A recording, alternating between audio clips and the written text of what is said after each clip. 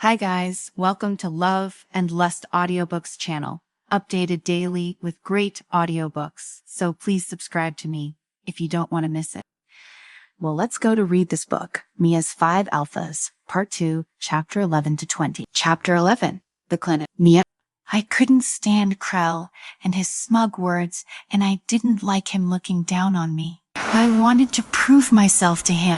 My hand could still feel the sting of Krell's cheek. I realized it was useless to argue with Krell again and fled the office. I said inwardly, resign. I have to resign. This place is not for me. I have to leave. Although this might be very difficult, I had to leave Krell and this job. I respected myself and had to take this step so that I could live on my own terms. I didn't go to the office the next day. Instead, I asked Safia to submit my resignation to personnel. First of all, I had to rent a house, but I was so poor that even the house I was living in now was provided by Simon. It seemed absolutely impossible for me to find a space to rent so that I could open a clinic.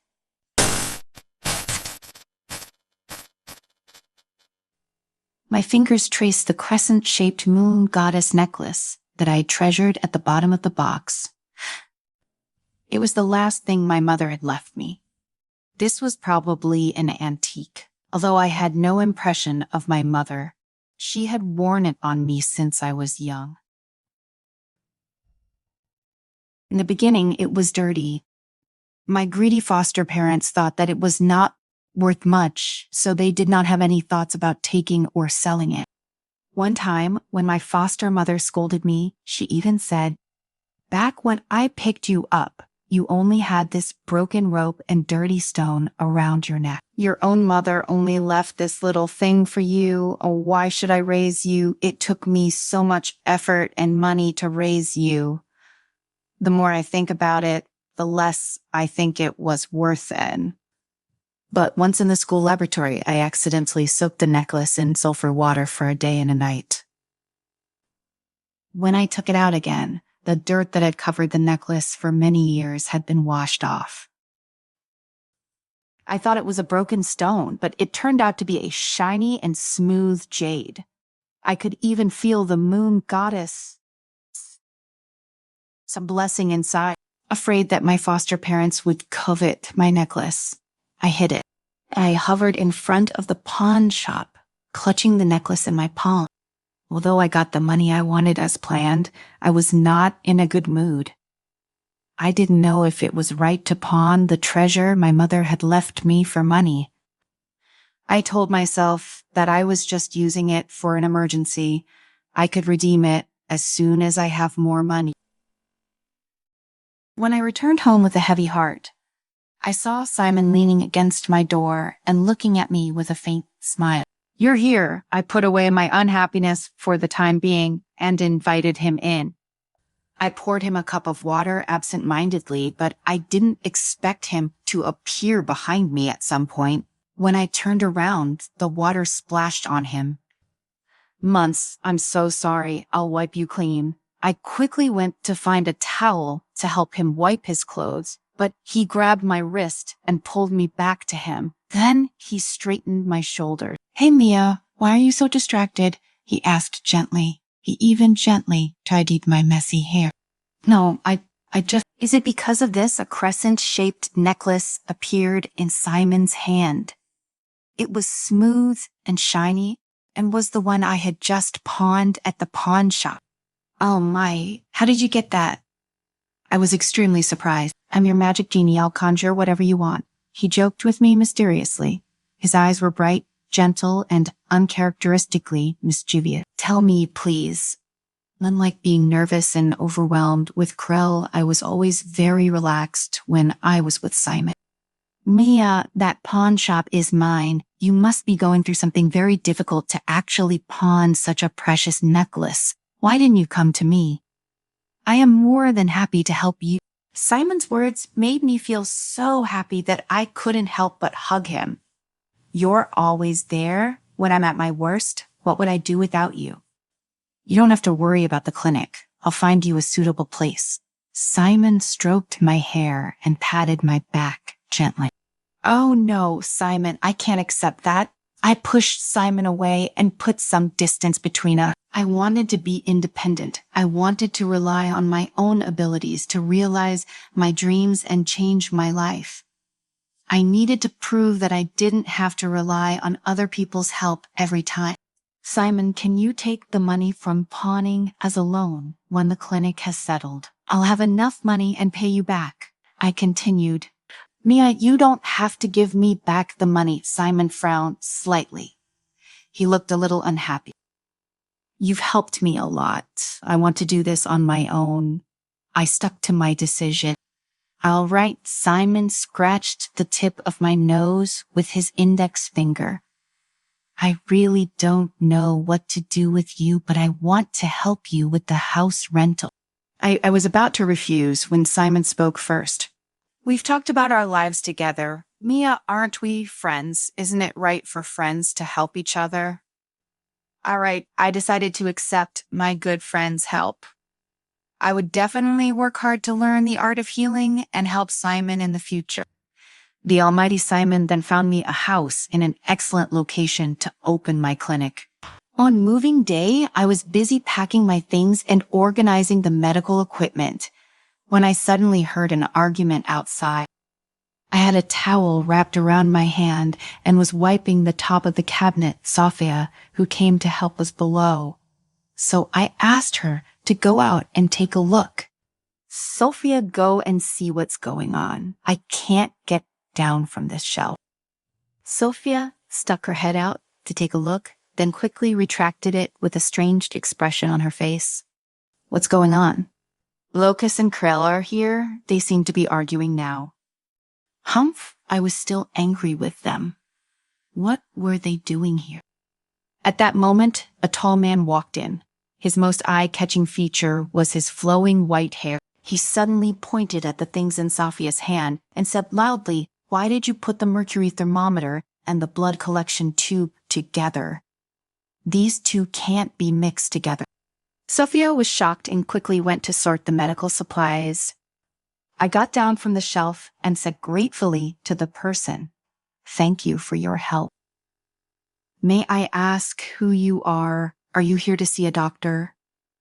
It was strange. This was the first time I had seen this person, but I felt a sense of familiarity. He's Willard. He is a healer, and I think he might be able to help you. Krell walked in from outside. Locust followed him in and said sarcastically, "Willard is a good person, but Krell is up to no good. You can't be fooled by him." "Locust, you're not so annoying when you're not talking." Krell's expression was dark. At that moment, Locust's phone rang. He picked it up and said, "Bring them all in." In less than 10 minutes, the originally empty clinic was filled with all kinds of medical equipment. Some of them were very expensive and even scarce. I tried to order them myself, but they were not available. Now these things were casually placed on the ground as if they were not valuable. Locust smiled at me. "How is it, Mia? I'm very considerate, right?" Sophia looked at Locust with admiration and whispered in my ear, "Locust is so charming." I looked at Krell and Locust without saying a word. I thought, oh, why are they here? Did I say they could do this for me? What they did before was so outrageous, but they didn't even apologize to me as if nothing had happened. I was an independent person, not an accessory to anyone, nor a rag doll to be manipulated. I rejected them coldly. "Thank you for your kindness, but I don't need it." After saying that, I looked at Willard and said, "I'm not targeting you. You were forcefully dragged here by Krell, right? Don't listen to him." Willard looked a little awkward and helpless. Actually, I also want to find something for myself to do. I'd appreciate it if you would really like to work in my clinic. I could see his discomfort. He was innocent. I didn't have to take it out on Willard because of Krell. Willard's expression brightened. "I'd like to, but I can heal." His words were interrupted by a loud bang at the door. Someone barged in violently. It was a few hooligans in fancy clothes with strange symbols tattooed on their arms. They had cigarettes in their mouths and asked provocatively, "Who's in charge here?" trying to do business without our permission is a bit risky. I felt nervous. I didn't expect to be harassed by local thugs if I opened a clinic. I was about to say something when Krell stopped me. He and Locust looked at each other and seemed to have reached some kind of agreement. 3 minutes later, those few hooligans fell to the ground and wailed. A black wolf and a silver wolf slowly transformed into human form. Locust said with a sincere face, "Forgive me, Mia. I went too far. I beg your forgiveness." Krell also restrained his arrogance and coldness and said to me with unprecedented sincerity, "Mia, I apologize for the way I treated you before. Please give me a chance to make up for my mistake."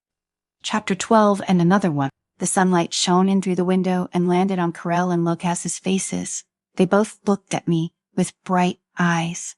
I looked at their solemn expressions and earnest gazes and softened. After all, I couldn't keep dwelling on the past when two people of such noble status apologized to me so sincerely and helped me so passionately.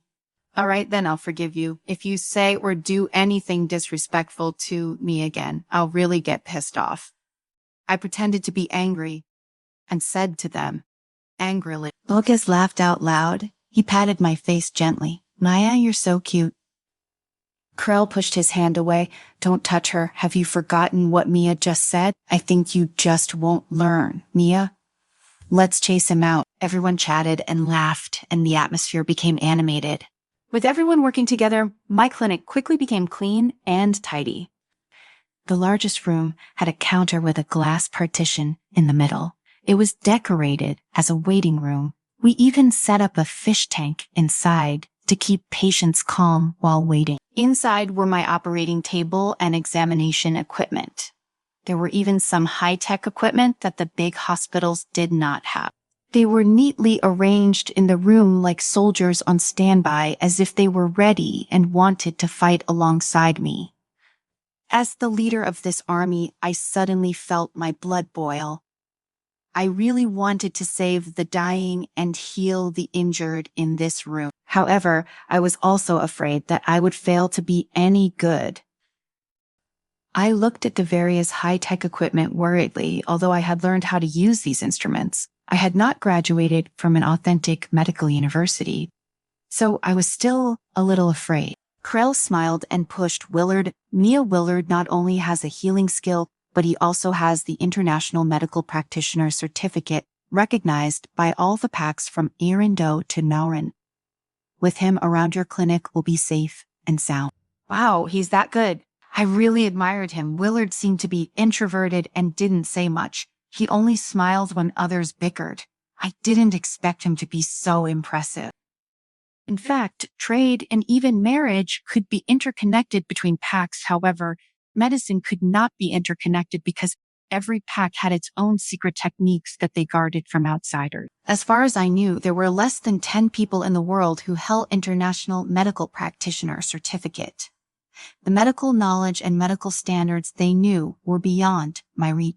At this moment, such an amazing person was standing in front of me and wanted to come to work at my clinic. It was too surreal. "Willard, welcome to my clinic. I still have a lot to learn from you." I extended my hand to him. He took my hand, but did not let go. Instead, he pulled it to his lips and kissed it gently. "Mia, I'm excited to be here."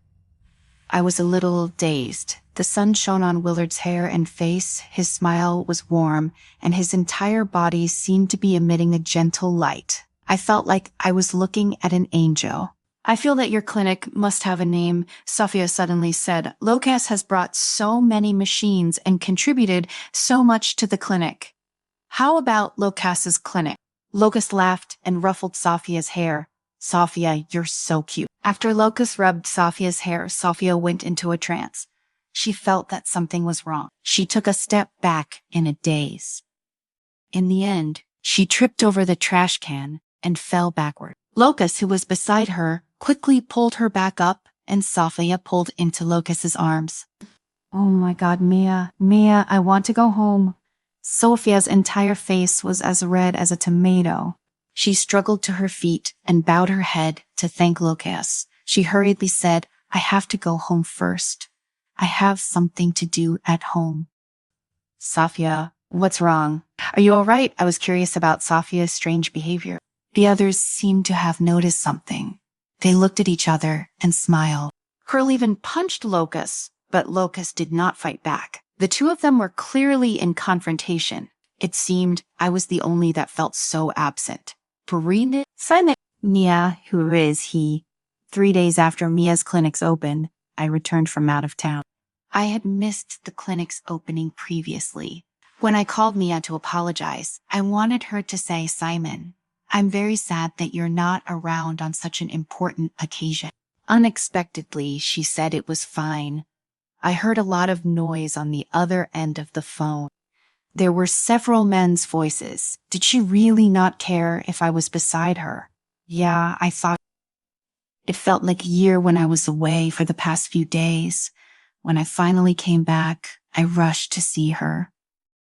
I thought the one that was going to open the door for me was Mia with her most glamorous smile.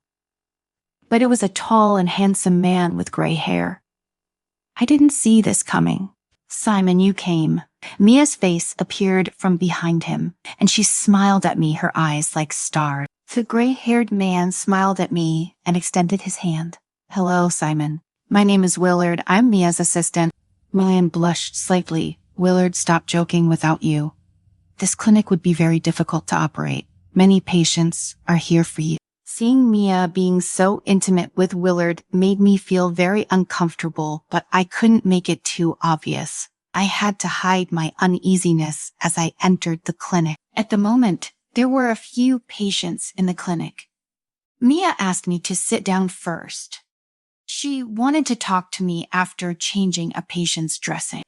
Except that she didn't have time to come to me even after I'd been sitting here for a good 30 minutes.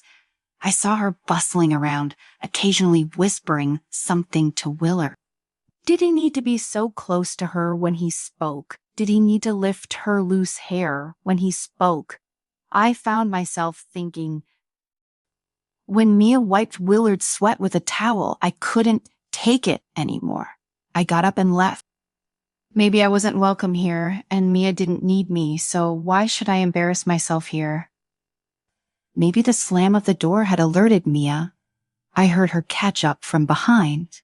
Simon, what's wrong with you? She was probably freaked out by me. She jogged all the way after me, looking concerned and innocent. I realized that before I knew it, I had entered a dark alley with slippery green moss steps beneath my feet. She came after me without hesitation. Silly girl, it's not safe here, I thought. I decided to stop unexpectedly. Just as I turned, she didn't stop in her tracks and crashed into me. My heels tripped on the descending steps, and we both lost our balance and stumbled a few times on the step. And then just as my back was pressed against the cold wall, my lips touched something warm and sweet. After a few seconds, I swear I realized that I had actually kissed Mia's lips. Mia was clearly at a loss too. We stayed very still. This is too much of a coincidence, she suddenly stammered. I'm sorry, I didn't mean to offend you, she said, looking flustered and ashamed, and gave me a hasty shove. Just as she was about to leave, I couldn't control my hand any longer. I pulled her close, held her tightly, and kissed her again. She made a weak whimpering sound and tried to wriggle her way out of my grip. Don't be like that, I whispered. I feel terrible. Mia stared into space. Then she must have thought of something. With a faint sigh, she gently parted her lip. I was overjoyed. I had only wanted to kiss her lightly, but the more I kissed her, the more excited I became. Her lips were moist and fragrant as my tongue pried between her teeth and tangled with hers. I heard a soft moan spill from the back of her throat. My God, I groaned in admiration from the depths of my soul. We were outside. I suppressed my desire and pulled away from Mia. I saw that her face was red, like a beautiful rose. Her eyes were still blurry, and her lips were slightly swollen. Simon, are you feeling better? She was already breathless from the kiss, but she was still worried about me. Silly, I touched her head. Thank you. Mia looked at me in a daze. Suddenly, she smiled brightly and said, as if she'd got an answer to the problem, so, did the kiss work for you? Her words were hurtful. My face darkened again. Seeing that I was unhappy, Mia tugged at my sleeve nervously. What's wrong again? What did I do wrong? I couldn't truly believe she didn't know why I was pissed off. I sighed in disappointment and pulled her into my arms. I'll be fine if you have dinner with me. Okay. By the time we finished having dinner, it was long after dark. I wanted to send Mia home, but she said Willard hadn't left yet and that she had to go check him out. Although it cut at my heart, I still went with her back to her clinic.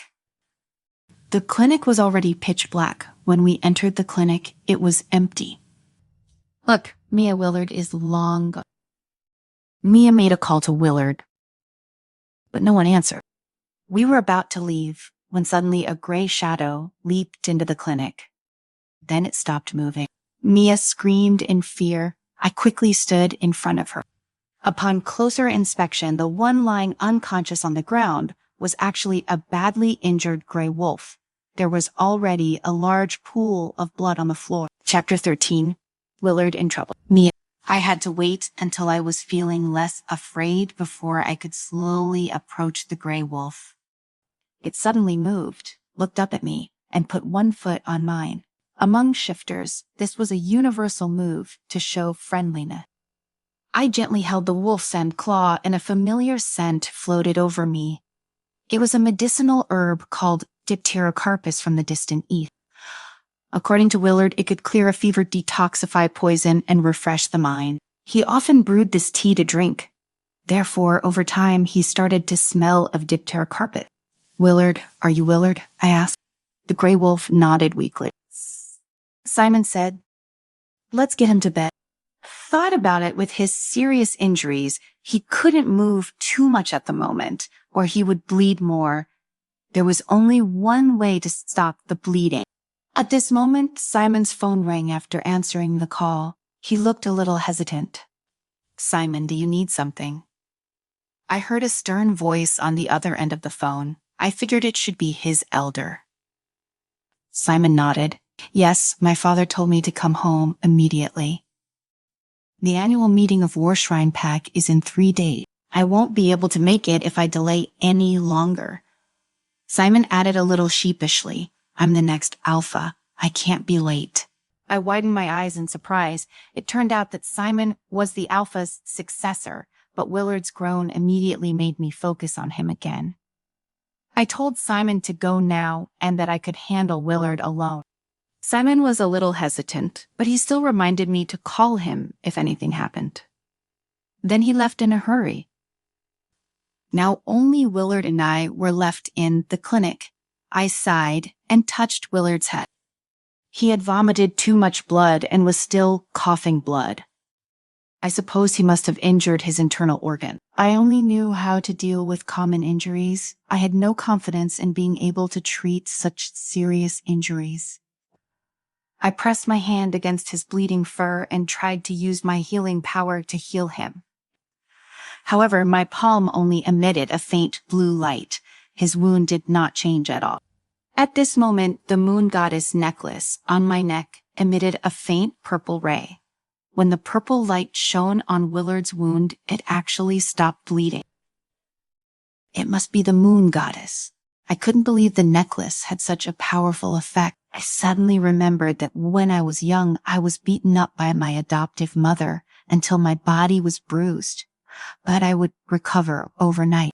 I thought I had a special physique, but now it seemed that the necklace had the power of the moon goddess, which had been secretly looking out for me. I took off the necklace and placed it on Willard's body. The purple light on the necklace formed a warm halo that enveloped Willard's entire body. Not long after, the light went dim. When I looked at Willard again, I found his injuries were all gone. I checked his pulse and heartbeat again. Everything was back to normal. Only then did I become relieved. At this moment, Willard's wolf form gradually shrunk and quickly transformed into a human. Only then did I notice that his entire body was dirty. The blood and mud on his body were mixed together. He had to be washed clean. Willard also opened his eyes, although he was fine. His voice was still a little weak. His lips were pale, and he smiled. "Thank you, Mia. You saved me." I blushed. "The moon goddess saved you." He looked up suddenly, and his expression changed. You already know that it was as if he suddenly became extremely nervous. What was he talking about? I was confused and thought that he got the wrong idea, so I shook the moon goddess necklace in front of him. It's a necklace. The necklace has the power of the moon goddess in it. He relaxed. I see. I suddenly felt that he was exuding a sense of disappointment, but I didn't know why. Is there something I don't know? I widened my eyes and looked into his eyes seriously. After being stared at by me for a while, he awkwardly looked away. "No, nothing." "Then there must be something," I said very seriously. He looked even more uncomfortable. After a while, he said in a low voice, "When I saved you, I didn't know you would return the favor so quickly." I was trying to figure out if I could push him into the bathroom in a wheelchair. When I heard him say that, I asked curiously what. Only then did he shake his head. "It's nothing. I've just been injured and I'm not in good spirits, so I'm just talking nonsense." No wonder he was so strange. I dispelled all my doubts and complained in a low voice, "But you didn't hurt your brain, though." "I mean, no," he replied quickly. Then, not knowing what to say, he became silent. There was actually a brief, awkward silence between us, which made me feel uncomfortable too. What happened today? None of this seems right, I thought. While I was in a daze, Willard stood up, but he was still a little unsteady. I quickly went over to support him, but I was almost pressed down by his body. Without such close contact, I would not have felt the huge difference in our figures. My head was only to his shoulder. "Good girl, don't be paranoid." Something seemed to have touched my heart. Someone seemed to have called me that somewhere before. Who has ever called me that before? I asked myself. I finally brought him to the bathroom. Just as I was about to leave, Willard stopped me. "Maya, I feel so tired now." "And what should I do? Should I bathe you?" I blurted out. I didn't expect Willard to nod seriously, at least help me into the bathtub. If Locus or Krill said that, I would definitely think that they were joking around. However, if Willard said that, then that meant he really needed help with the shower. After filling the bathtub with water, I turned around and my eyes widened in surprise. Willard had already taken off his clothes, leaving only his underwear, and his muscles were actually so firm, and his lines were wide and beautiful. His neat six-pack abdominal muscles extended to his beautiful V-line. I never knew that a man's figure could be so beautiful. It was filled with dynamics and strength. "What's wrong?" Willard saw me in a daze and asked with concern. I quickly shook my head. This time, the support was different from before. Before he was wearing clothes, but now he was almost naked against my body. His body was very warm, and the smell of dipterocarpus lingered in my nose. "Willard." When I finally woke up, it was already a few days after I was injured. These few days I had been drifting in and out of sleep. Every time I woke up, I would see Mia beside me. This time, I was ambushed. If not for the fact that Mia was the reincarnation of the moon goddess, I might have lost my life. However, the cute and confused Mia thought that the necklace had saved me. In fact, that necklace was really just an ordinary necklace. In the hands of others, only Mia could activate its healing power. When I woke up this time, my energy was fully restored. I saw Mia curled up into a ball next to me. I quietly looked at her pink and flawless face, her thick curly eyelashes, and her rosy lips. They were even pouting slightly, waiting for me to kiss them. A voice deep inside me kept saying, kiss her now. What are you waiting for? I snapped at the wolf in my head. Shut up. Mia was woken up by my voice. She sat up, rubbed her eyes, and stared at me for a long time before she reacted. She pounced on me in surprise and hugged me. That's great, Willard. You're awake. You're feeling okay now, right? The wolf in my heart howled. My upper body was still naked, and her entire body was pressed against mine. Something soft pressed against my chest, and my little monster instantly hardened in protest. Just like that, Mia's breath burrowed into my nose and into my pores. Oh, Mia, my girl. Mia let go of me and grinned at me. Her face was so charming, her collarbones were sexy and distinct, and her pajamas were so flimsy that her graceful figure was faintly discernible. I growled at the wolf in the back of my mind, shutting it down. I turned my head and closed my eyes.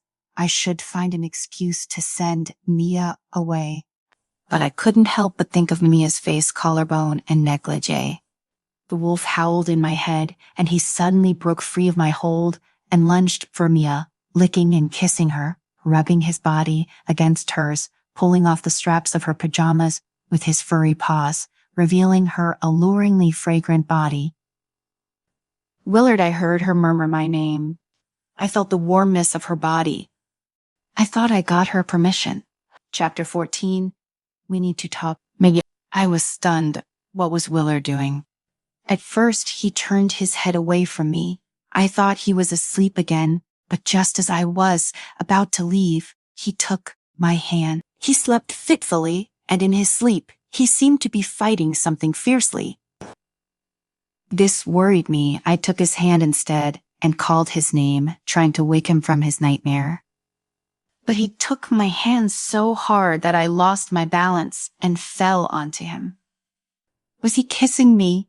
His lips were so soft. He kissed me so gently. He cupped my face in one hand as if it were a treasure.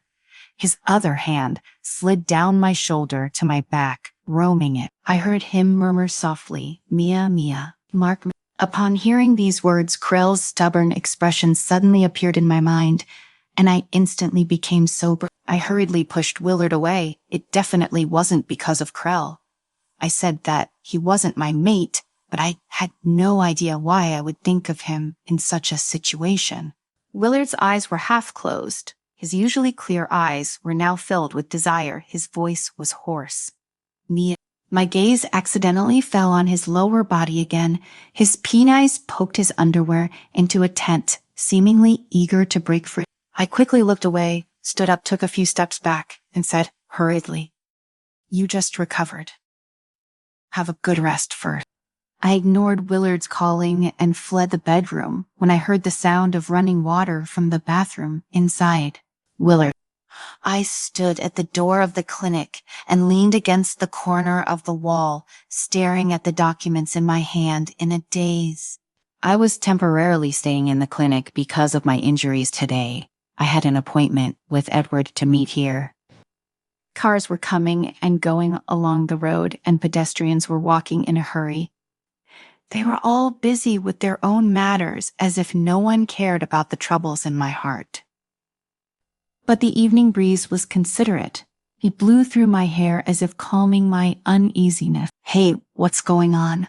You don't look so well. Edward's voice sounded in my ear. I immediately came back to my senses. To be honest, I think Tarot is very accurate. Let me show you your love horoscope. You're already old enough to find your mate. Edward said with a smile. I couldn't be bothered with him. I didn't want to admit that deep down, I already had found the best person for a mate.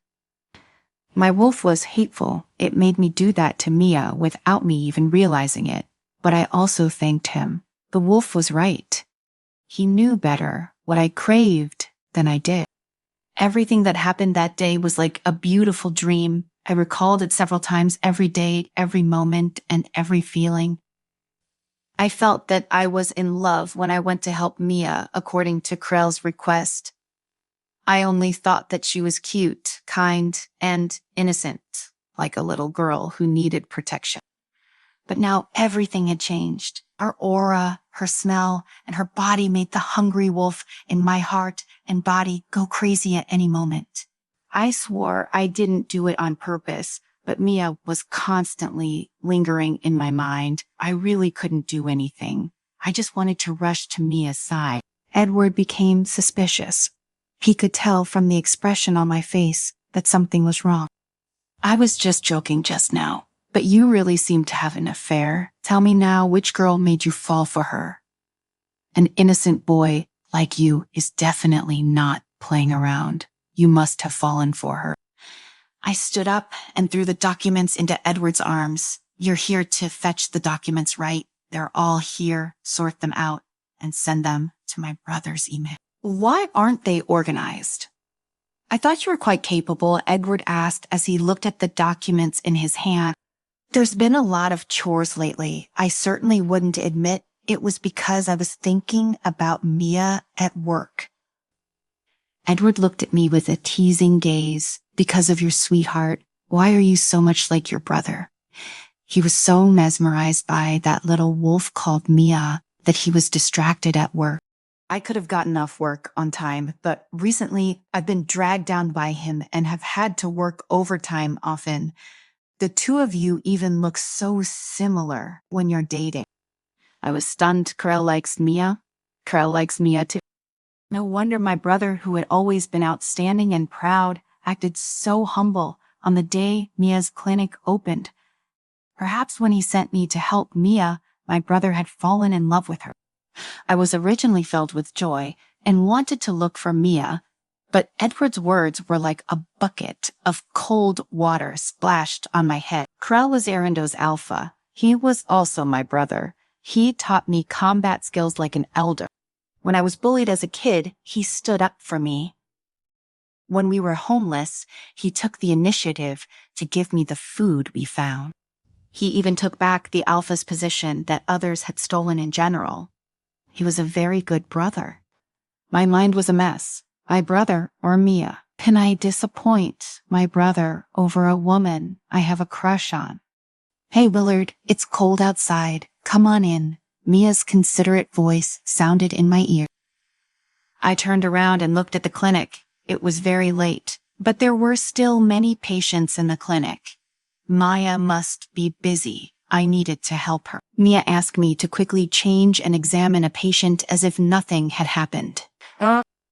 Mia's bright smile and busy look dispersed my confusion. No matter what happened between her and me in the future, I was still the doctor here. With this in mind, I answered her and went over. Simon. The meetings had been ongoing for a few days, and they were really boring. There were all kinds of activities every day. But my mind had already drifted somewhere else long ago.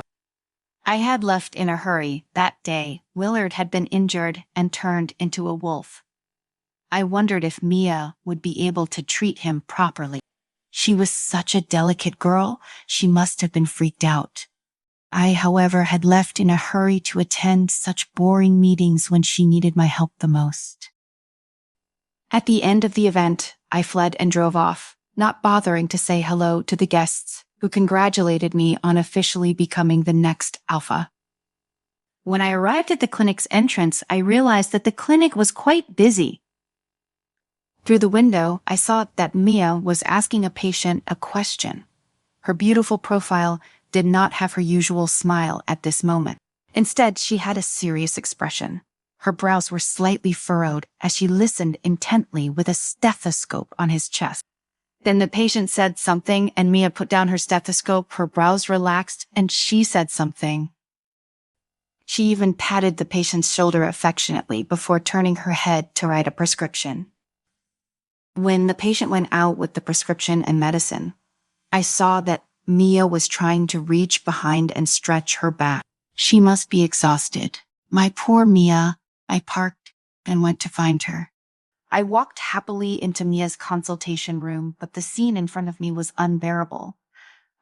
Mia closed her eyes and had a comfortable expression on her face. Standing behind her was Willard, the man who had been seriously injured that day and had already recovered. He was massaging Mia. His hand was placed on Mia's slender neck, squeezing and caressing it. I even heard Mia groan in pleasure. I suddenly flew into a rage. Neither of them noticed my presence. At this moment, a patient passed by the door. He looked at me and asked, "Do you want to see a doctor too? I don't remember seeing you here before. I think the numbers for today are used up. If you want to see a doctor in the future, you have to make an appointment at least a week in advance." Hearing the voice, Mia opened her eyes and looked over with Willard. Oh my God, the two of them even moved in unison, I thought. Before Mia could speak, the patient said another enthusiastic farewell to Mia and Willard, then looked at them with a smile. "What a sweet couple you are. I hope I can attend your wedding before I move out of this block." Mia blushed and quickly stood up and ran over with a smile. She had no idea that I was about to go crazy. Willard looked at me. I looked back at him. This was a gaze between men. There was no need to say anything. We both knew what each other meant. I straightened Mia's shoulders and stared earnestly into her eyes. Her eyes were so bright, so innocent. I smiled and said softly, "Mia, we should talk." Chapter 15. Dining Among the Clouds. I was still feeling a little nervous around him. Simon had been acting so strange recently. I couldn't help picking up his nervous energy every time I saw him. When he insisted that we needed to talk, the clinic was about to close. I told Willard to take it from there and then put on my coat and left with Simon. I kept sensing. He said that he wanted to talk to me. It just so happened that I wanted to make things clear to him as well. It was a little cold, and I was only wearing a thin trench coat as a gust of wind blew over. A yellow leaf fell on me.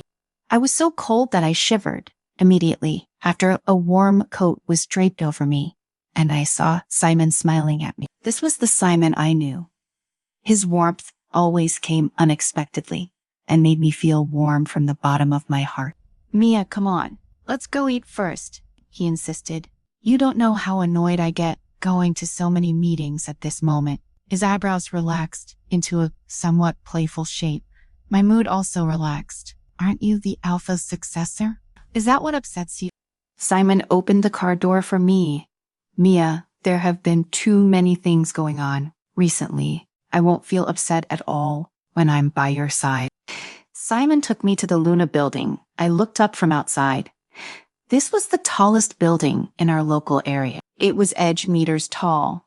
I'd heard Sophia say more than once that her greatest ambition was to dine in Luna building's sky park. It was said to be very beautiful there. It was so close to the sky that clouds floated beneath people's feet as they dined. However, the place only served 10 guests a day, and tickets could not be bought with money alone. I looked up at the building that soared into the sky. I had never thought that I would really go to the top floor to eat. After all, it only received alphas and top dignitaries. "Why are there no floor buttons in this elevator?" I asked. Simon simply smiled as waited as the doors closed and the elevator went straight up.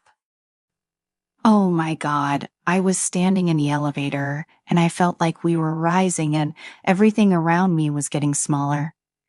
I grabbed the corner of Simon's shirt. It was higher than I had expected. I closed my eyes in fear. Simon gripped my hand tightly.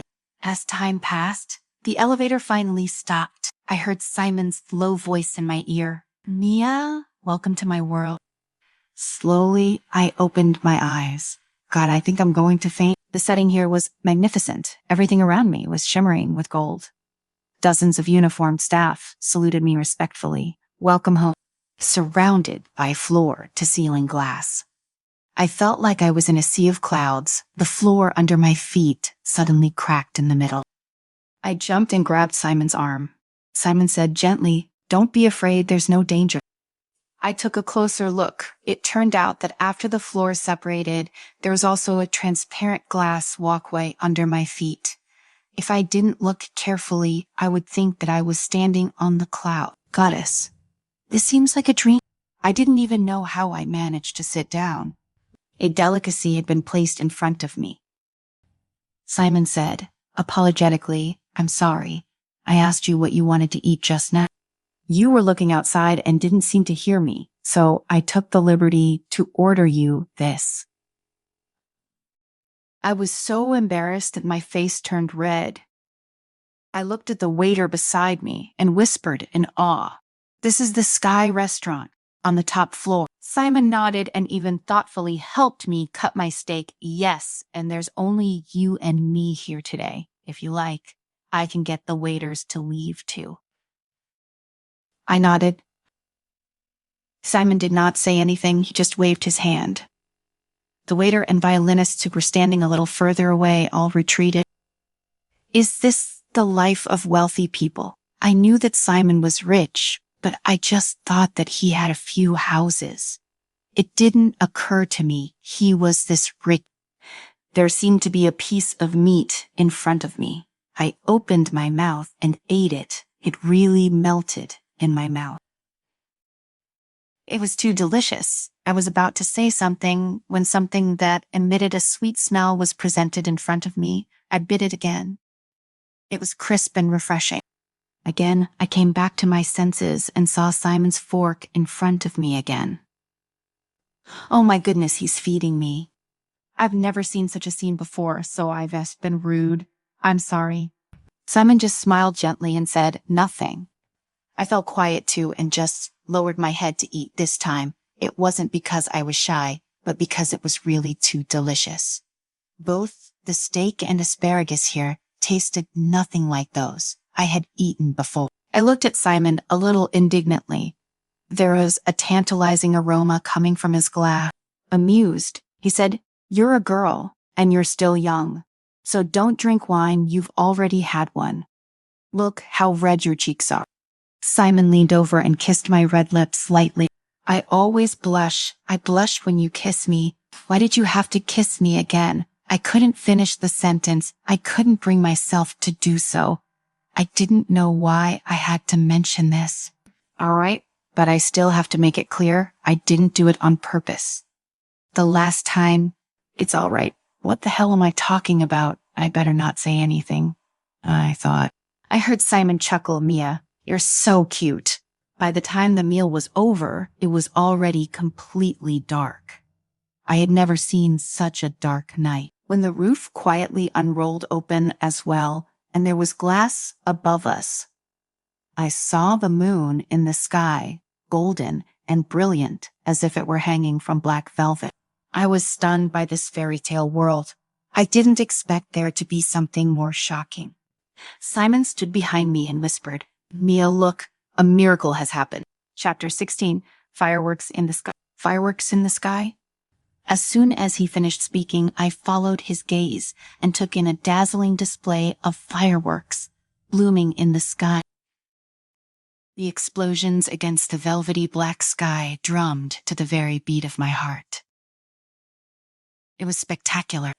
I was moved to tears as I leaned into Simon. It made me feel like a princess, sitting in the warm bubble of Simon's sign. Embrace among the clouds. I felt like a goddess, as well as the most honored woman in the world. When the fireworks dissipated, the drones were deployed. They formed words in the sky. "Maya, I love you." At this moment, Simon hugged me tighter and whispered those words in my ear. "Mia, I love you." The words were so pleasant to hear and also too heavy for me to bear. My heart beat erratically and my mind went blank. I didn't know what to do. I broke free from Simon and wanted to escape this fairy tale of an illusion. However, he quickly pulled me back. His eyes were burning with flames that I had never seen before. He cupped my face in his hands. "Maya, you swept me off my feet. Do you know how much it hurt to see you with Willard? Why can't you see me? Can't you see my love for you, Mia? Do you really want to hurt me?" Hearing Simon's painful voice, my heart softened. It didn't matter if I accepted his love. I couldn't truly resist the need to comfort Simon and take away his pain. I took the initiative to kiss his face. Simon, you really mean a lot to me. Willard is also very important to me. I can't bear to lose either of you. Don't force me to choose between you, okay? The moon goddess knows how soft-hearted I am.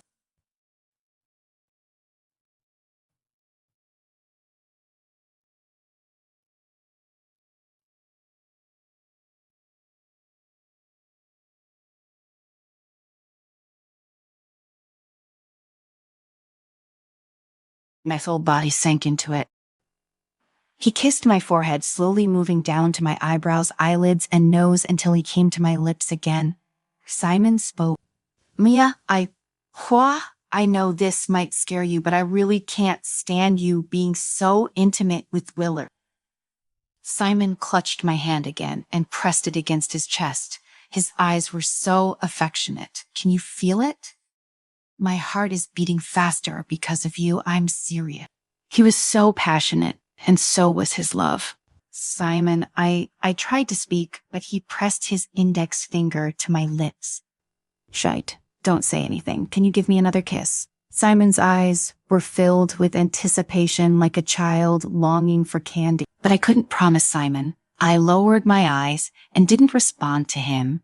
Is it that difficult for you, Mia? Simon was extremely disappointed. His expression was so pitiful that it cut at my heart. At this moment, Simon suddenly stood up and quickly laid on top of me. I was trying to figure out what he was trying to do when a strong gust of wind hit me, and his weight was suddenly lifted off of me. I closed my eyes and cried out in shock as my body was grabbed securely by safe and powerful arms. He pulled me to one side as we landed steadily. Only then did I see clearly that the person holding me was Lucas. Meanwhile, Krell was fighting with Simon. He seemed to have gone crazy. Every move he made was deadly. I thought about what had just happened and felt guilty and flushed. I wondered if they had seen us almost ready to become intimate. Just as I was about to ask, I turned to Lucas and swallowed nervously. He still had his usual smile, but his eyes were filled with a murderous intent as they looked towards Simon. He didn't let me speak and only comforted me. It's okay. Mia, just stay out of this. I didn't know what I was feeling guilty about, but I didn't dare to disobey Lucas at all. I turned my worried gaze back to Simon and Krell. The two of them were fighting and had already transformed into wolves. One was a white wolf and the other was a silver wolf. I couldn't tell who was who. Their eyes had turned red and their bodies were extremely huge. They bared their teeth and bit and fought. Before long, both wolves were seriously injured. I didn't want either of them to get hurt. Unable to stand it any longer, I rushed forward and put myself between them. Stop fighting. Whoever wants to fight again will have to bite me to death first. The two wolves looked at each other in the end. The white wolf transformed into Simon, while the silver wolf transformed into Krell. Lucas walked over and retracted his smile. He looked at Simon fiercely. If it weren't for Mia being here, Krell and I would definitely tear you apart. Simon wiped the blood from the corner of his mouth. Didn't you have work to do out of town?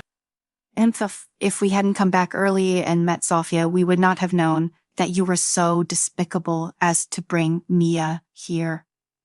I asked weakly, how did Sophia know I was here? Lucas said I met Krell at the airport. We planned to visit you together. I didn't expect to meet Sophia. She happened to be in the cafe beside the Luna building and saw Simon bring you in with her own eyes. She even saw the goddamn fireworks? Damn it. Do you think we're dead? Do you think you can just do whatever you want? The more Lucas spoke, the angrier he became. He punched at Simon, but Simon dodged him.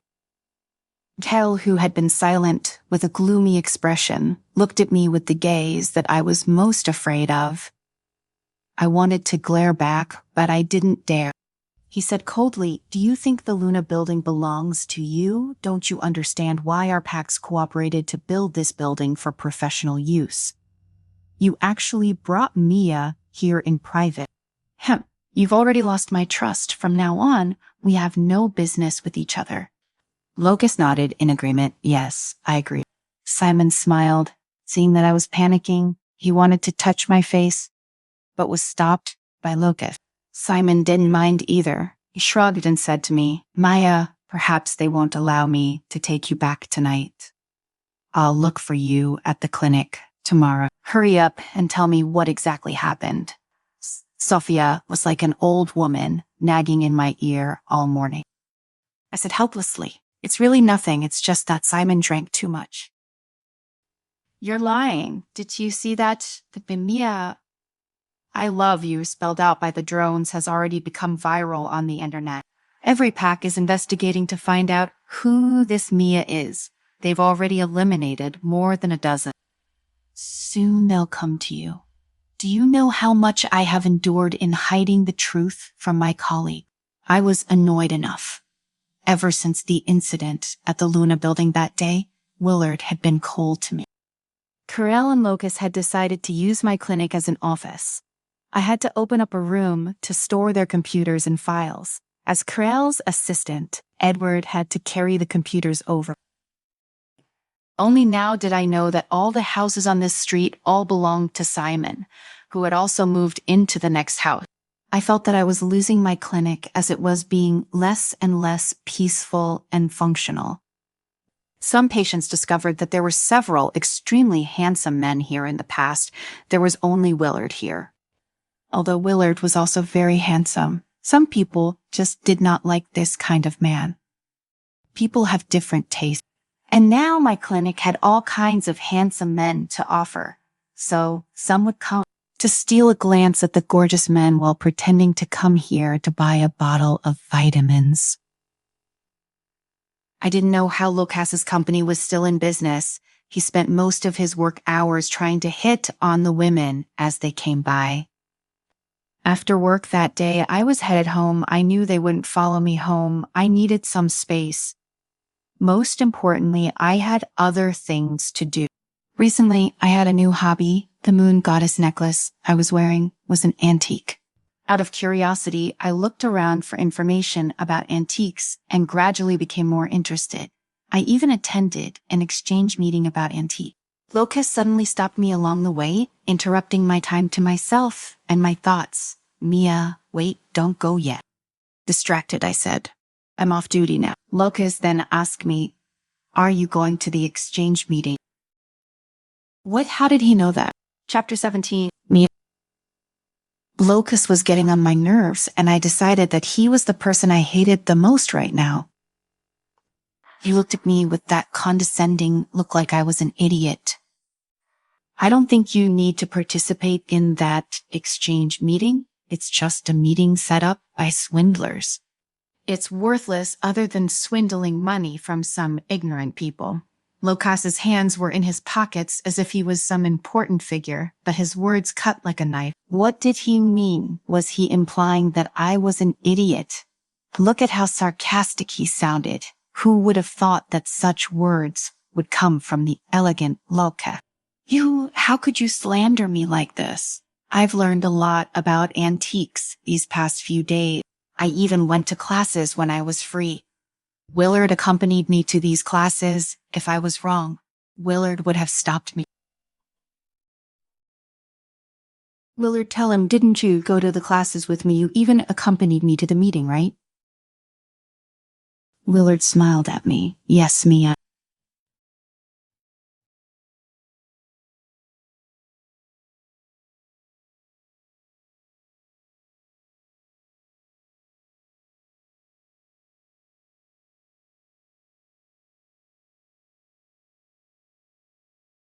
Well, I said to Locust, so went to the Costa, she Hey, Lucas, relax. If Miria likes it, just let her do it. Don't make a fuss over it. Locust sneered. This is the first time I've heard of someone appreciating antiques by attending classes. How ridiculous, Willard. You gotta have a bottom line. Don't you understand these things? I know that your grandfather's ancient castle contains 1,000-year-old antiques, and now you're letting her buy those fakes just to temporarily please Misia. I was stunned and looked into Willard's eyes. Is that true? Willard did not answer my question. He only smiled and patted my head. It's not important. Go and do whatever you like. Some things are fake, and some things are just relatively new. In fact, the value of many things can't be measured by money. If it's meaningful to you, it's precious. Otherwise, it's useless. No matter how much money it's worth. Willard's words indeed convinced me. They made me feel much better. This was the difference between those two. Willard was a very loving person, but Locus was money-oriented. Although Locus was my benefactor and I had taken his money, I really couldn't agree with his values about money. All I could do to show him my manners was hide my disdainful gaze. Look at, I was speechless, torn between love and hate because of this woman in front of me. I had long discovered that she rushed to a place every day after work. It turned out that it was a civil society organization called the Antique Sharing Exchange. The organizers inside never appeared. Instead, they only had different people pretending to be participants. They encouraged people to bring their antiques to the meeting for evaluation. If the organization was interested in a certain item, they would try their best to slander it, saying that it was worthless or even fake. When the owner of an antique was at a loss, someone would say that they wanted to buy it. Although the antique was not very valuable, it could still be used as a handicraft. Therefore, this organization often bought truly precious antiques at a very low price. They also had people selling worthless things. If someone saw through their tricks, they would pretend to be people who thought they were selling a valuable family heirloom. They pretended not to know that it was fake. That way they could get away without any charges. The crimes of this organization had already been noticed by the police and some famous antique collectors. Unexpectedly, Mia also had the folly of being tricked into joining the organization. Seeing that I was silent, she thought that I was in the wrong and stood up to leave. I caught up with her. If I'm not mistaken, the artifact on your desk cost $2. Mia was shocked. How did you know that? The receipt fell out of your coat. Yes, so like Willard said, what we like matters the most. Mia didn't sound so confident. Now, I couldn't help but mock her. It's obviously a fake. Don't tell me you didn't know. Anyone with some common sense can tell that there's a problem. Like you said, what you like matters the most. I don't think you'd be so fond of an item like that, Q's. That color is so vulgar. It's not even your style. So stop saying you like it. Mia blushed. But Monica said her brother didn't have the money to go to school, so he had to sell his family heirloom. She didn't know it was fake. I was just helping her. What's wrong with that? Seeing that she was getting angrier, Willard patted her back and comforted her gently. Mia, don't be angry. Willard was doing whatever he could to make Mia happy, but I couldn't stand this. I was so angry that I scolded Willard. She didn't know better. But are you stupid too? Did you buy it with her? When Mia heard this, she ran up to me fuming. How could you be so arrogant? You are a heartless and selfish man. I laughed at her furious look. Why should I argue with her? What attracted me most to her was her innocence and kindness. Mia seemed to want to scold me again. But I actually laughed. She was a little at a loss. Do you want to see real antiques? I asked Mia. I had to show this naive girl what a professional was. Yes, sure enough, Mia was interested, but she didn't sound as happy as I'd expected. She was still angry with me. It seemed that I needed to work harder on this. I led Mia into the room, turned on the computer, and showed her many antique photos that I had collected over the years. They were all top-notch. Even the most experienced appraisers would be impressed by them. Mia would definitely be in awe. Wow, Mia's eyes were glowing. Clearly, her admiration for me had replaced her anger. There's an auction in 2 days. I didn't want to go, but now I've decided to show you around. Maybe I'll even run into some top-notch ones. like the ones in the photos, I said, not missing a beat. All right. Mia looked at me, her eyes sparkling with excitement. She looked eager to go to the auction. Maya was really an interesting girl. She would throw a tantrum like a child, but she would also return to her good mood for something simple. But to be honest, there were too many people around Mia. Most of them were calculative. I scarcely had any opportunities to be with her, just the two of us. This was an opportunity. I'll tell Willard we're closed for the weekend. Mia practically skipped out. But fortunately, I was quick enough to pull her back. You can't tell others, it's a secret between us. I put my index finger on her lips. I was just going to make a shushing gesture, but when I touched her skin, the sensation from my finger made me change my mind. As my fingers moved upwards, I felt a tender and smooth sensation, my playfulness slowly changing into something different. My expression became serious as I softly called out Mia. Mia's expression was a little dazed as she replied to me, "Huh?" I felt a slight change in my body. It was an experience I'd never had with other women. I glanced at Willard, who was still waiting outside. I cursed secretly, calmed myself down, and said to Mia, "I'll pick you up tomorrow morning." On the weekend, I arrived early at Mia's house and waited for a while before she came out. It was cold. Today, she was wearing a knee-length coat and black boots. Her brown chestnut hair was blowing in the wind. Her face was red from the cold for a moment, and she looked around for me. When she saw me open the car window and wave at her, Mia ran over, opened the car door, and sat beside me. She rubbed her hands and only shouted that it was cold. I shouted, "Buckle up." "Oh," she said she had just reached for her seatbelt and hadn't fastened it. I smiled playfully. "Mia, sit tight." As I stepped on the gas pedal to the bottom, Mia screamed, "Are you crazy?" "Locos, slow down." My speed had already hit sense. What a rush. Mia was screaming hysterically beside me. She gripped the handle of the car roof tightly and kept screaming with her eyes closed. It wasn't until I heard sirens behind me that I hastily changed routes, lost the cops, and slowed down. There was a long silence. I turned to look at Mia and saw that her face was pale. She looked at me sinisterly. "Locus, I am going to kill you." Every time I teased her, I wouldn't stop until she was exasperated. I just loved watching her become angry. "FQ life is too tedious. We need something fresh and new." Mia glared at me and looked out the window. "I must be crazy to agree to come out with you." Chapter 18. The Auction. I was certain that Locos was a lunatic. He drove way too fast. Was he really not afraid of hitting someone? My heart almost jumped out of my chest. I scolded him, but he laughed it off, which was ridiculous. Although the car had stabilized, I could still hear my heart pounding violently. Lolikas, this desperado, was still asking me if it was exciting. All I wanted to do was to punch him on the head. Pulling out the moon goddess necklace, I muttered, "Noble and holy moon goddess, I think I met a lunatic."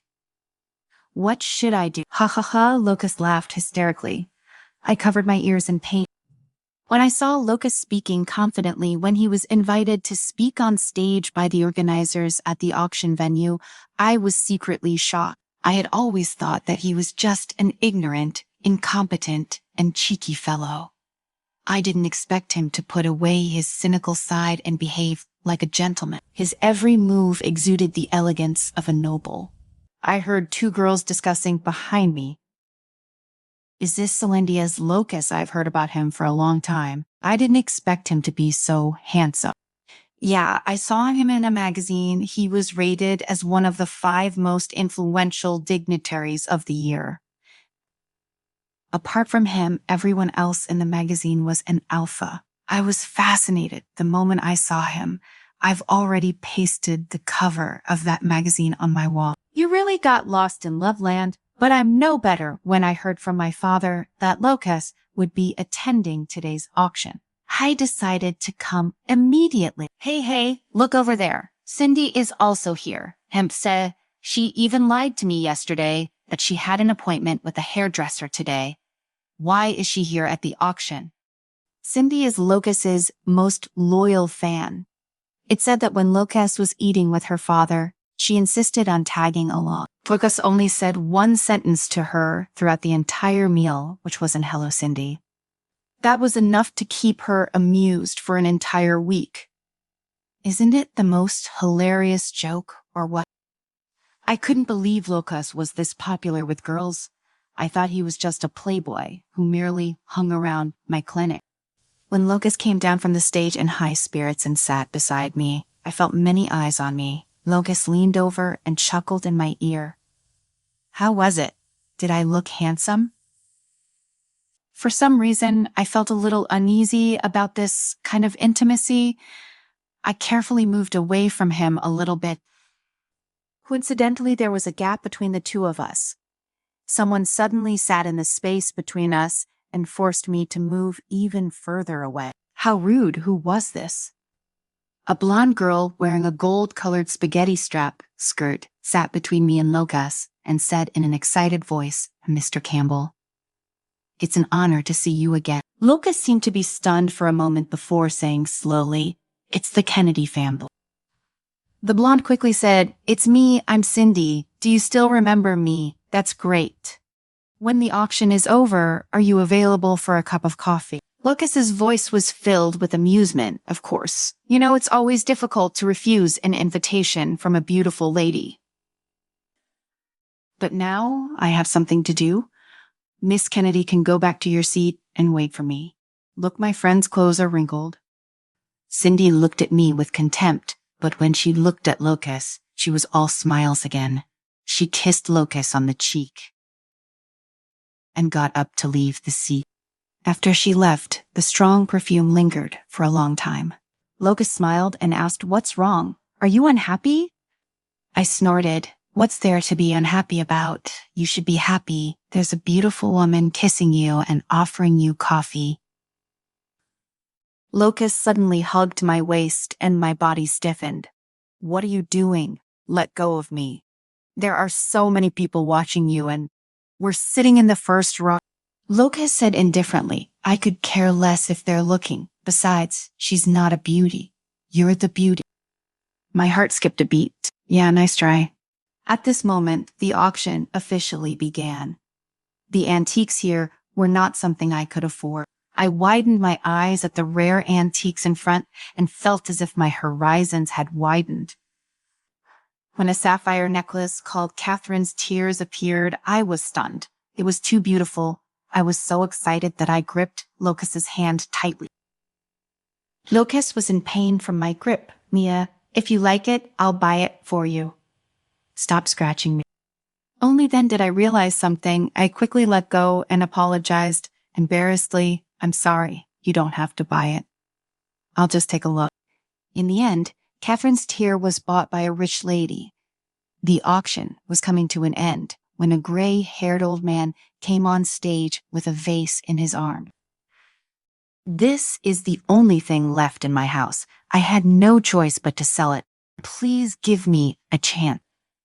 It doesn't matter how much you're offering as long as it can save my daughter. She's still lying in the hospital, waiting for the money for surgery."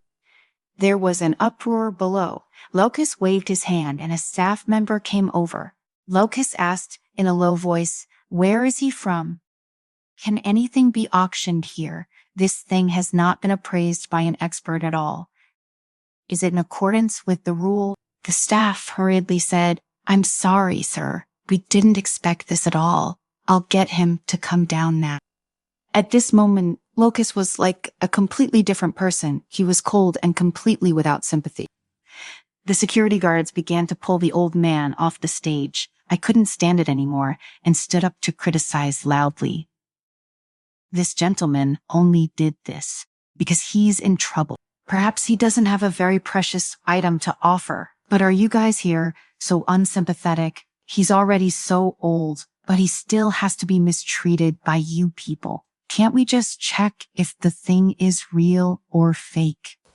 There was a moment of silence. Someone stood up from behind and said, "That's right. This auction was originally set up for charity. Now that there's really someone who needs help, why can't you be more tolerant?" Everyone agreed. Locust shrugged and waved at the organizer. The organizer asked the security guard to leave. It turned out that the organizers had to listen to Locust. Could it be that Locust is the boss behind the auction? The vase brought by the old man began to be auctioned, compared to the previous rare items. The price of the vase was very consumer-friendly. However, most people were not interested in this vase. In order to help the old man, I raised my sign as high as I could. Unexpectedly, there was an auctioneer who kept competing with me. When I raised my sign for the third time, Locust stopped me. "You can't continue. Do you think it's worth it for you to pay your $Nick for such a vase?" I hesitated for a moment. The host had already announced cheese dollars twice.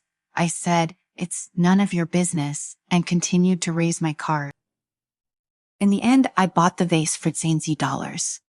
Although I knew that the vase was indeed not worth so much, it was still worth it to help an old man who was in trouble.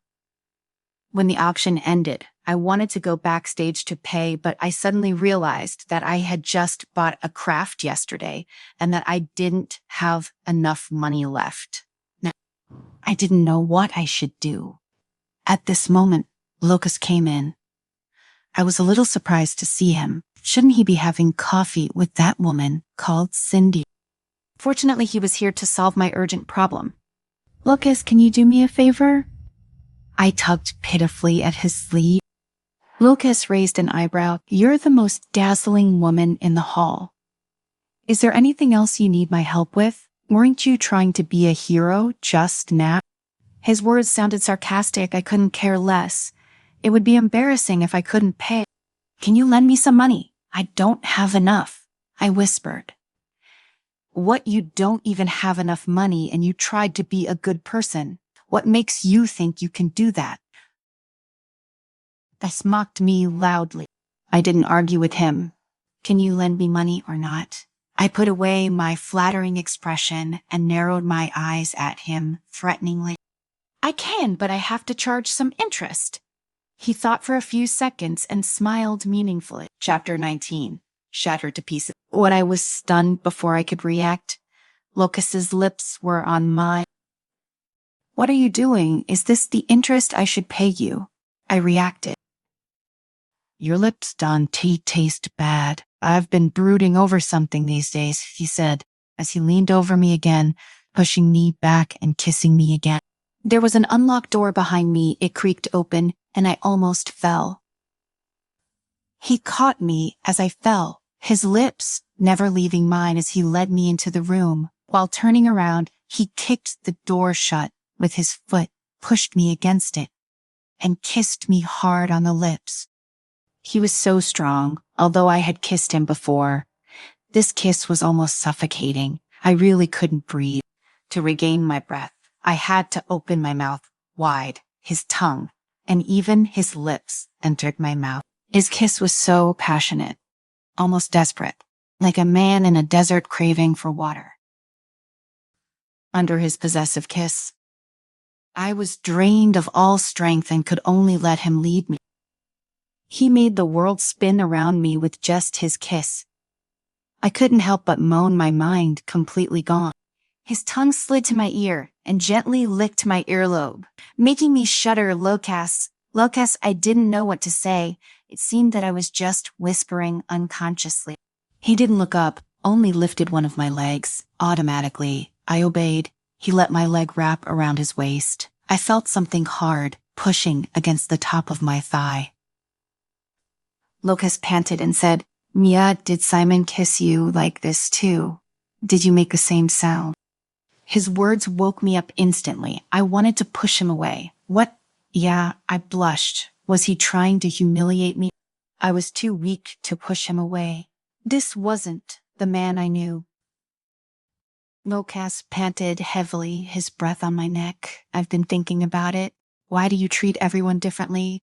What's wrong with me that I can't compare to Simon? I think you have a misunderstanding about me. Why don't you have sex with me? I promise you'll feel better than with Simon. Oh my, what nonsense was he saying? It was so unbearable. What kind of person do you take me for?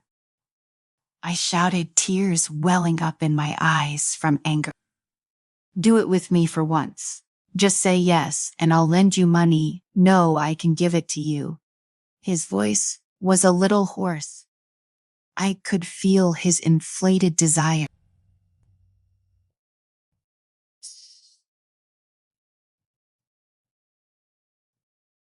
Just for having sex with him, was this how he saw me? Was I? When did he become like this? With a mix of disappointment and sadness, I finally couldn't hold back my surging emotions. Tears streamed down my face. While kissing my face, he might have tasted my tears and suddenly stopped. His usually playful expression turned fierce at this moment. Mia, you cried because of my kiss. Do you hate me so much? I was furious. How could I cry because of his kiss? It was clearly because he didn't respect me. He treated me like an easy girl. He wiped away my tears with his finger and licked his finger in his mouth. His eyes were red as he said, Mia, you can dislike me or even hate me. But if you want my help, you have to be my mate. There were so many words in the world, but this man chose the most unpleasant one. I wouldn't you beg to be your mate, even if all the male wolves in this world are dead.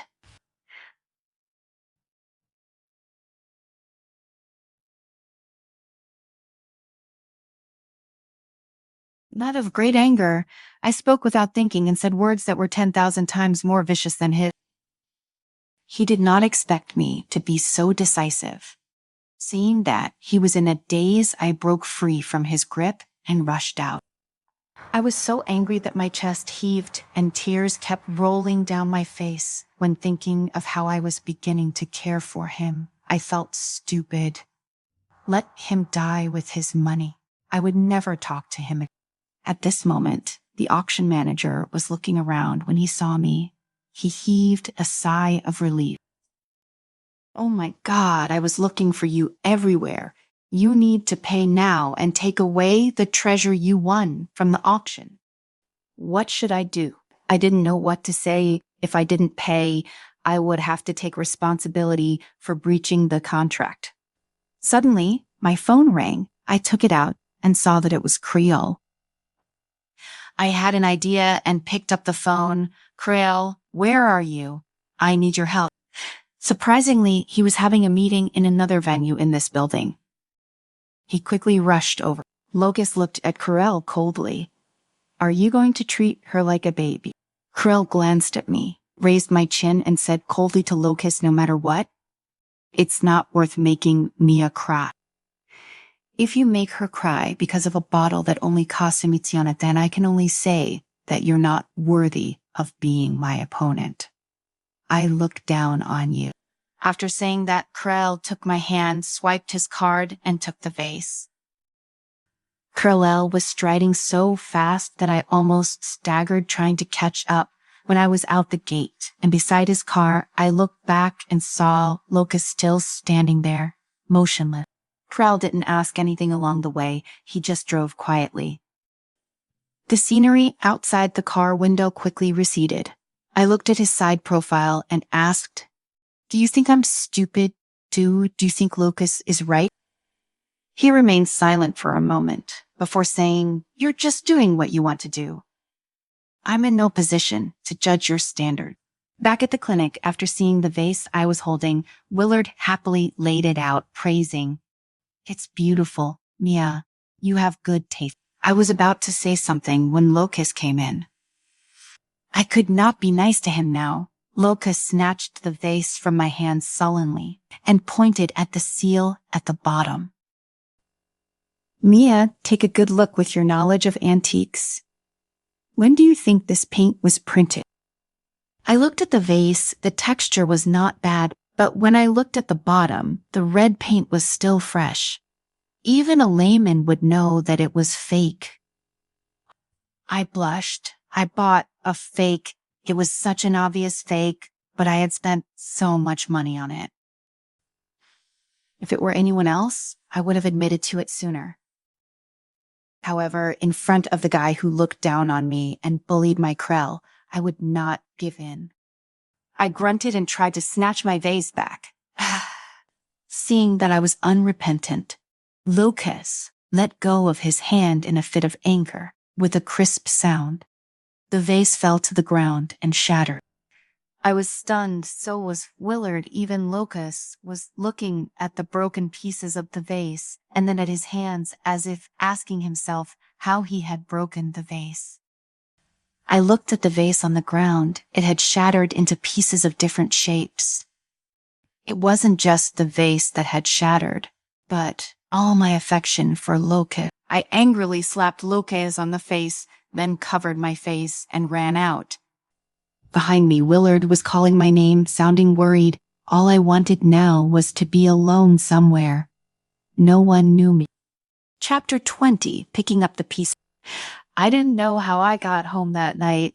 I didn't remember falling into bed or when I fell asleep. I was woken up by the ceaseless knocking on the door. My head hurt a little. I remembered that Sophia seemed to have said that she was coming to my house today. It was probably Sophia. But didn't she have my house key? Why did she knock it? It was so noisy. I went to open the door in my pajamas with ruffled hair and puffy eyes. Unexpectedly, the person at my door was Lucas with red eyes.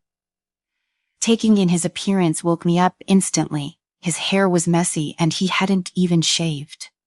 He was holding a box in his arms. How could he be so down and out overnight? Hemph. What did his downfall have to do with me? I raised my hand and was about to close the door when he pressed against the door and stopped me from closing it. I hardened my heart and walked back into the house, not talking to him again. Lucas followed me into the room and placed the box on the table. Mia, your vase? I've repaired it for you. I didn't even look at it. It was said that a broken mirror couldn't be reconciled. What was the point of sticking it together with glue? He walked behind me and said in a low voice, I thought about what happened yesterday. I was being rude and impulsive. I'm sorry, he said, and opened the box. I looked over and saw that the vase was perfect. There were no cracks at all. Surprised and delighted, I cradled the vase in my hands. How did you do that? There is not even a single crack. I have magic. He kept me in suspense again.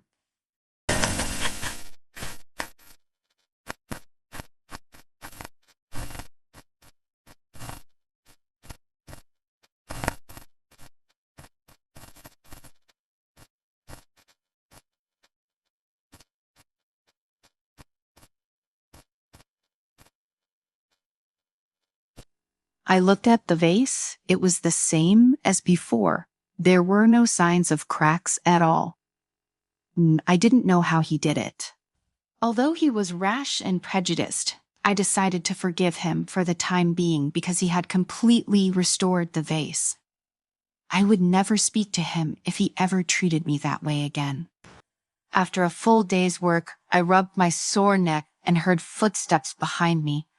I sat in a chair and said, Willard, please help me massage my shoulders. Thank you. Miss Mia, someone called out to me, hesitantly. I quickly turned around and realized that it wasn't Willard. I suddenly remembered that Willard said he had something on and had left work an hour earlier. You are this person seemed familiar, but I couldn't remember who he was. I'm Eddie Lucas's assistant. He introduced himself shyly. I instantly remembered that I had seen him around Lucas. He was a reserved gentleman. As an assistant, he was much more stable than his master. Ade looked at me and said, hesitantly, this time I came to you on my own accord.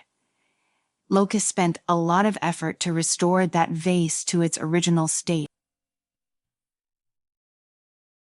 I would like to talk to you if you are free. Ade politely invited me to a coffee shop. As soon as I sat down, Ade placed a stack of money on the table. I was stunned. What is this? The money you paid for the vase. The police have already arrested the confrat. I lowered my head in silence, since Locust told me that the seal at the bottom of the vase had just been printed that night before it shattered. I had a vague feeling that what he said was true. But I stopped myself from thinking further. I didn't want to believe these evil people had used my good intention. That older man was so pitiful, and his daughter was still waiting for surgery in the hospital. Could all of this be fake? My hand holding the coffee cup trembled slightly, and I could still hear Ada's words lingering in my ears. That organization has already deceived many people. All kinds of auctions are the primary occasion for their crime. One went on stage to act pitiful, and the remaining few went off stage to generate a lot of buzz to force the organizers to agree to their participation in the auction. Then accomplices below pretended to bid to raise the price. Listening to his words, I recalled the details of that time again and again in my mind. I was too arrogant in believing that I understood antiques and that I was doing a good deed. It only turned out that I was deceived and used by bad people. I returned home with a heavy heart. Atai's words repeated in my heart again and again.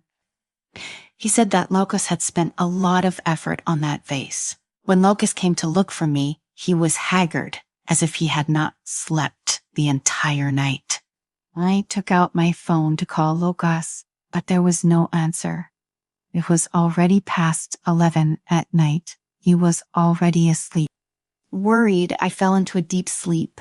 Suddenly something licked my hand. When I opened my eyes, I saw a black wolf licking my hand with a hint of sadness in its eyes. I sat up and stroked his head. "Who are you? How did you get into my house?" He let out a mournful howl, then leaned his head against me. The wolf was so familiar to me for some reason, I immediately recognized him from his sad eyes. "Are you Locust?" He didn't deny it. He just rubbed his head against my face. Locust in his wolf form made me feel closer than his human form. I touched his back and said, "I should apologize to you. I was too vain to know that I was being deceived suddenly." I realized that my hands were covered in blood. It turned out that he was seriously injured. It was just that I didn't notice it at first, under the black fur. "Are you hurt? Let me take a look at you." I tried to get up, but I lost my balance and fell. I fell headfirst to the ground. My whole body shook, and I sat up at once. Only then did I realize that it was a dream. There was no black wolf or Locust. Although it was a dream, I felt that this dream was strange and unusual. I couldn't sleep anymore. I got up and waited for Locust outside of his company. After waiting for a few hours, Locust did not come, but I saw Adi. Adi was stunned when he saw me. "Locust,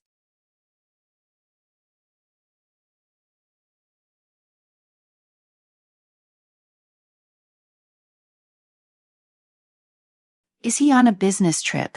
I thought of the injured wolf in my dream and had a bad feeling. Adi hesitated for a moment. "I don't want to hide it from you anymore. Although Locust doesn't want me to tell you, I think it's better to let you know he is injured and is still in the hospital." Injured, how was expected. My dream was real. The black wolf's sorrowful gaze made my heart ache. I held back my tears and grabbed Taddy's clothes. What exactly happened? Locust has a restoration power, but it consumes a lot of vitality. He consumed a lot of vitality to repair that vase for you that day. No wonder he looked so worn when he came looking for me. Those criminals who used fake antiques to deceive people knew that all of this was secretly pushed by Locust. So the remaining members who were not caught attacked him. He could have dealt with these scums if it were any other time. However, he was already weak from using the restoration power and could not resist them. He was stabbed a few times before he fainted. He reminded me not to tell you, although he is no longer in danger. It's not sure when he will completely recover. Please tell me which hospital Locust is in Take me there, Addie, please. But he wouldn't let me tell you. Addie, believe me, I can cure him. My determined expression might have moved a T, and he finally decided to take me to the hospital. This part has ended. Thank you for listening. If you would like to continue listening to the next part, please let me know by leaving a comment.